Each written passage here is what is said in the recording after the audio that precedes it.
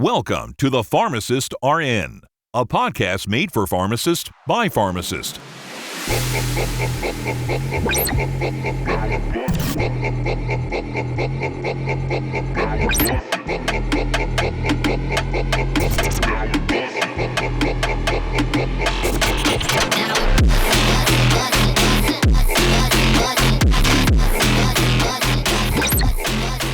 Pull up a seat and let's get started.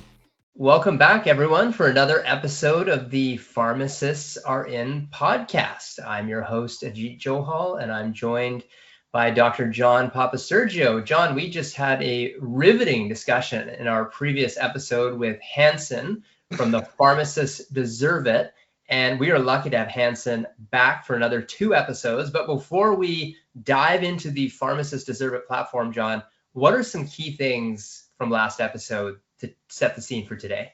Well, for me, I found myself thinking about, the discussion we had, and, it's such a great idea and something that I wish has been around for 20 years. But fundamentally, it's simple as this. There's a tool now in place that allows pharmacists to get reimbursed for counseling on OTC products. It's not universal yet, doesn't include every product, but it's there. And we'll let Hanson kind of recap some of the details around it. But for me, it's something that pharmacists have been asking for, even since I was in university. This idea of we do all this work for free, essentially, and everyone else is benefiting. I mean, the pharmacist that's on duty may not be the pharmacy manager, and they're providing their time, and they're getting reimbursed an hourly wage, but they're really not benefiting from that intervention. And now I think there's a solution here, potentially, that tackles that. Hanson, I'm going to let you just kind of summarize on a very high level, how the program works again, because there may be some listeners that haven't heard the last episode. Yeah, so just a quick recap. Again, Pharmacists Deserve It is a very, I know, cheesy on the ball name, but I really wanted pharmacists to know this, like they deserve it, because when I was first doing these phone calls and I was talking to pharmacists, they would laugh at me and they'd say, nobody's going to pay us for this. That's what they would say to me. I was like, no, we deserve it. People will be paying for us. Like, respect your own time and knowledge. Really, it's about your own respecting yourself here. So sign up on this platform. So the whole point of it is that when a patient comes in and they have a product, an OTC product that they're purchasing, at the point of sale, a pharmacist can come in and tell them exactly how to use it properly, the duration of action, the side effects, when to worry and actually go see a doctor, how long is it actually going to take. Like, yes, you do need to use the hydrocortisone twice a day, every day for 2 weeks before you see resolution. You need to use the clotrimazole on that foot fungus twice a day, 2 weeks, not one day and see, oh, it didn't work. It needs a proper counseling because, again, there's just so many things to remember about these different OTC products. So many little points about, even the vitamins and minerals, glycinate, bisglycinate, gluconate, so many different magnesium. What do they do? What are they different from? This is an opportunity for pharmacists to go in one central location to find out exactly what the manufacturer wants the patient to know before they go home. And then they get paid for it. They don't need to memorize any of these facts. All these manufacturers come in and they expect pharmacists to remember all these little nuances about the product, and it's impossible. But now they don't need to. It's all there on the platform. You log in. As soon as you counsel on something, have it up on your community pharmacy window. So you just go over there. As soon as you've counseled on it, write in one note. Female patient came in for injection. I counsel on how to use Zensa. Put it on for 15 minutes, cover it. All those important counseling points, and then you get paid $5 for that counseling, for making sure that patient knows exactly how to use that product properly, and so that they get the best possible outcome for it. That's incredible. Yeah. So I think we definitely talked about the value for patients, and I remember when I was a undergrad student in pharmacy at the University of Toronto. Me and John are both U of T, Leslie Dad alma mater. But I remember I did not see the campus doctor over my 4 years of pharmacy school, but I did see the pharmacist a couple times for some OTC stuff. So I agree with you, Hanson, and our colleagues agree too, that the pharmacists deserve it. And I remember the time that pharmacist took, stepped out of the dispensary, talked about certain things, whether it was due to sleep, cough and cold. Had as much value, if not more, than a physician visit. So for the pharmacist listening, what is the journey? Where do they sign up? How do they use the program, and how do they get reimbursed? Yeah, it's again very, very simple. It takes about 20 to 30 seconds to sign up. You go to the website pharmacistsdeserveit.com. I've sent numerous emails and faxes to your pharmacy. So if you remember any of those faxes or emails that you got, there's links in there as well. But just search it on Google. It'll be the first one that comes up when you put Pharmacists Deserve It in there. You put in some details about your pharmacy. So you put in your name, obviously, and then the pharmacy that you work at and the address, and then the phone number. And then you put in exactly how you'd like to get paid, either with Tim Hortons, Starbucks, or an Amazon gift card. And then once you're signed up, again, 20 to 30 seconds, and then you're ready to go. As soon as you're signed up and you've done your first counseling, you can head over to the computer, put in your 10-second note about the interaction, and hit counsel, and that's it. And then it gets put into your bank account, your Pharmacist Deserves a bank account, and then at any point you can hit the cash out button, and then it'll ask you again to confirm what gift card you want at that point. And then we get an email with all the counselings on it, and then we send it off to the manufacturer to say like, oh, just do these pharmacies have these products? And as soon as they say yes, then we send out the gift card, and that only happens once because we just want to make sure that the pharmacy that actually has the products that they're counseling on, because a lot of times pharmacists are testing out the platform, they're not quite sure what it is or how they're doing it, and that's the other thing. Every single new pharmacist that does a counseling cash out, they get called. So we discuss it. I tell them about the program. I tell them about all the products on there, and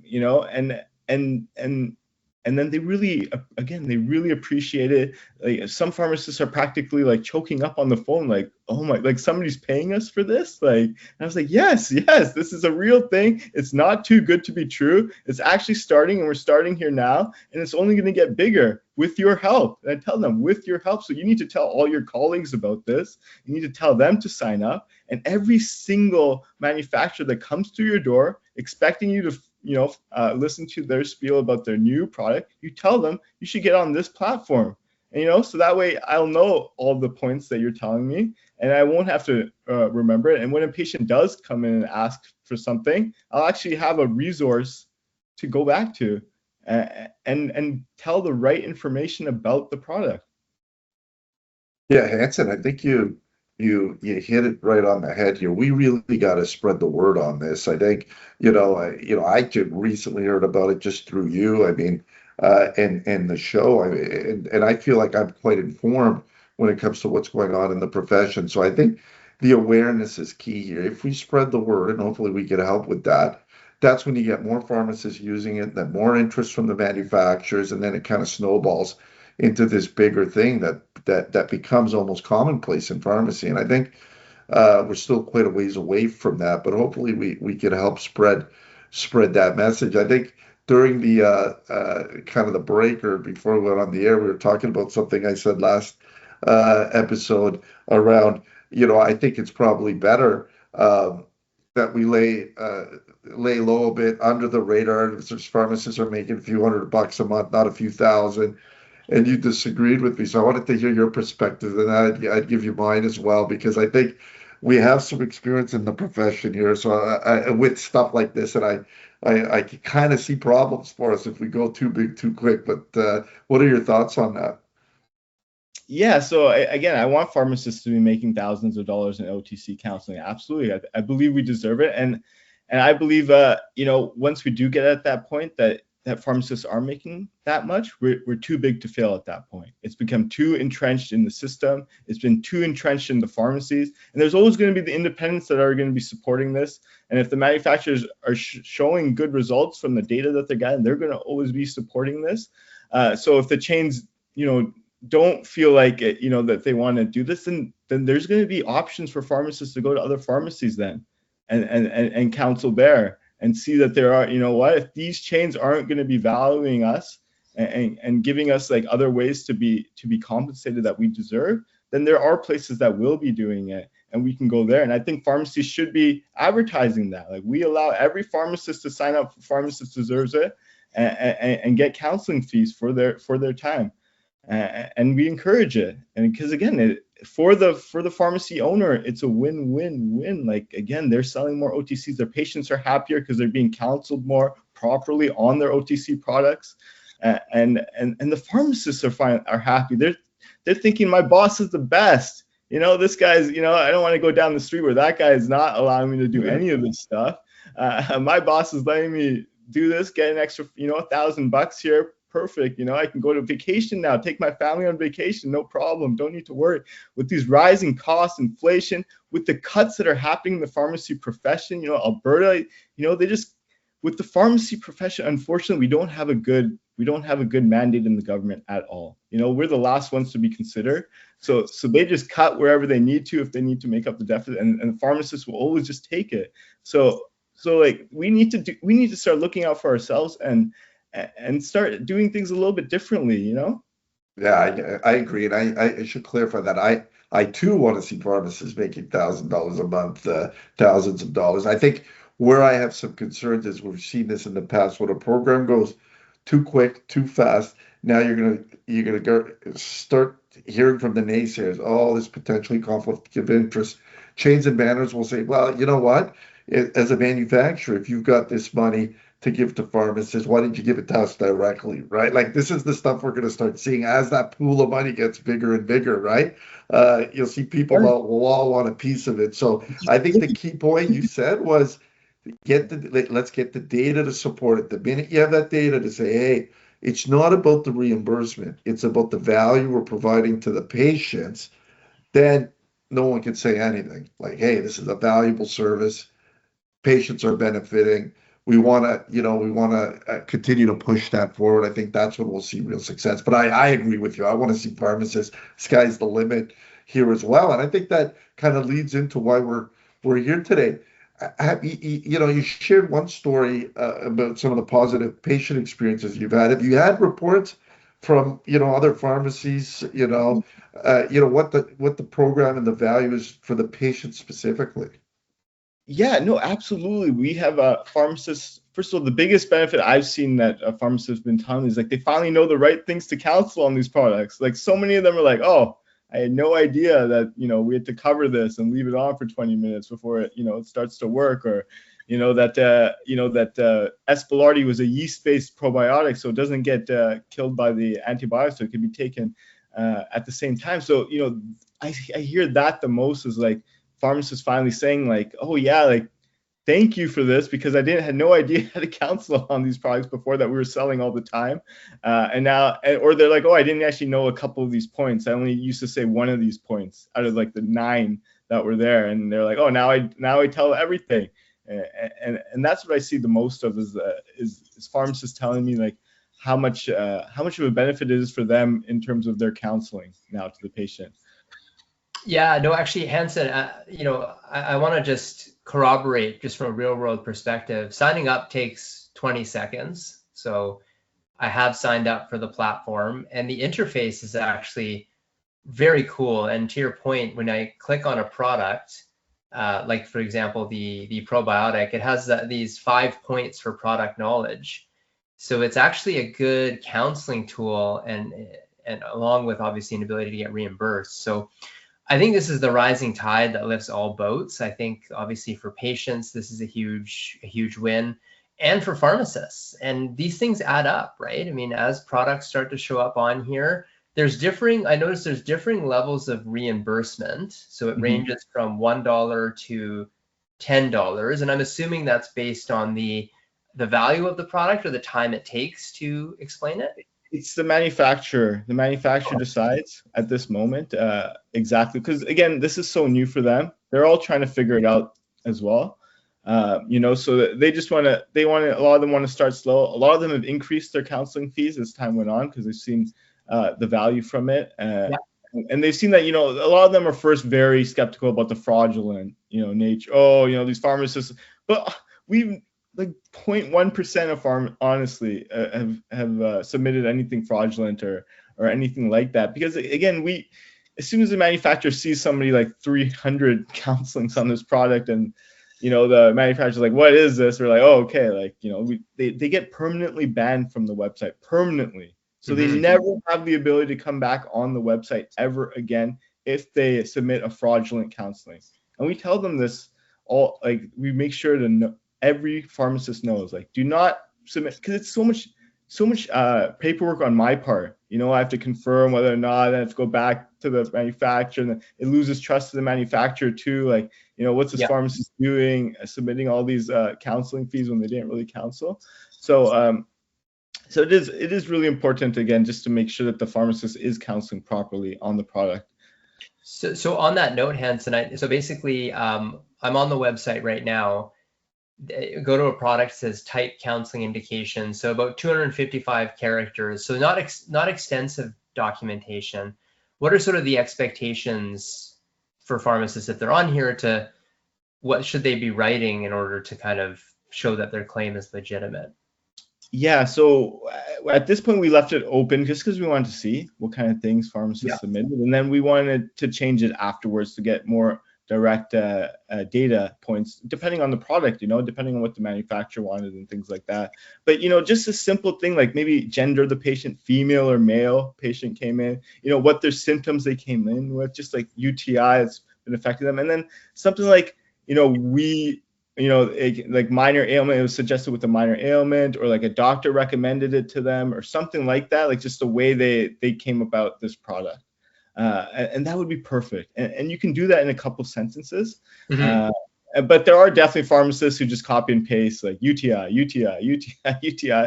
And that's fine for now. I know that they're just like trying to, save time. And we do call them and we tell them and stuff. And they're like, oh, we just don't have time to do all this stuff. But, I get it. And we are just starting out. But a perfect one would be like, gender of the patient, what their symptoms are, and then what you kind of told them, and that's basically it. And again, they get the phone call anyway for the first time, so it's very obvious in that phone call what's happening.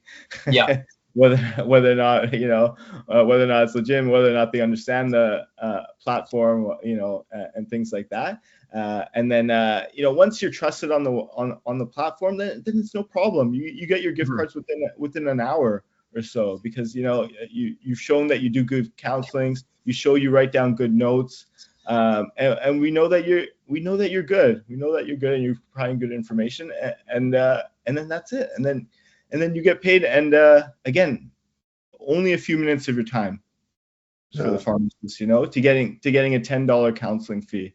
There's no other service like that they're providing, and they're getting that type of fee from, with the simplicity of the documentation, with the trust, because I'm a pharmacist, I'm a community pharmacist. I want to trust my colleagues here. So I'm putting a lot of trust into them by saying that you don't have to document a lot. That you just have to put in this one sentence that you are going to read the counseling points. But nothing frustrates me more than I see the counseling points and they're completely off from the counseling points of the product. I'm like, just read the counseling points, because it would save you time. But but then that's, again, we identify those pharmacists, right, that may have been counseling wrong all this time about the product, and then we just let them know, like, hey, actually, you don't need to put this one in the fridge. No need. So Hanson, that's so great. Now, and Ajit, like always, he's done his homework. He's gone on the platform. He's using it. Say so you got someone like me now, is listening to the podcast. This is a freaking great idea. I want to, go live. What do I do? You want to go live in terms of signing up? Yeah, signing up. Use the platform. I know nothing about it. So what do I do? Okay. So what you do, you go into pharmacistdeserves.com. You type it into Google. Pharmacist Deserves It. You click on the very first link. All right. You hit sign up, and then you put in your pharmacy details, your name, your last name, your pharmacy phone number, your pharmacy that you work at, and then you hit sign up, and then you're ready to go. As soon as now that one patient comes in where you counsel a product on the website, we have 29 products on there right now, any one of those products, once you counsel upon it, you go back onto the website and you put in your little counseling fee. The other thing is that when you first sign up, get familiar with all the products. There's only 29 on there, so there's not that many. Just look at them, look at the counseling points, look how it could actually benefit your pharmacy. There might be some really good products out on there right now that you could immediately start selling in your pharmacy that would make a difference to you. So familiarize yourself with the products, and then once you're ready to go, tell all your pharmacy technicians and assistants, hey, if you notice any of these products being brought up, tell me about it so I can counsel. That's one of the most important. The one pharmacist that is by far the most, this is what she does. She makes sure all the pharmacy assistants and the technicians know that if somebody comes up with one of these products to the counter, they call her over and she counsels on that product. So again, you don't miss any counseling opportunities then for the OTC. And the other thing is, again, you can, for Cysto Plus, there's a real opportunity here for your minor ailments to mention that, the antibiotic takes a little bit of time to work, but Cysto Plus you can take, and that will bridge the gap for the pain, immediately pain relief for your symptoms. So there's just a lot of opportunities right now for the pharmacist to get involved and start counseling and start earning some money. I agree, and that's such a good point as a bolt-on to prescribing for uncomplicated UTI with the Cysto Plus. It's just, it reminds me, hearing it's for the second episode, it's almost like pharmacists are getting something out of nothing, right? It's like John, credit card rewards, Aeroplan points, stuff like that, where it's a big deal. Like those things add up, and pharmacists are spending the time. They're not spending more time. They're already documenting stuff. So it's very clear. If you haven't done so already, do check out the Pharmacists Deserve It.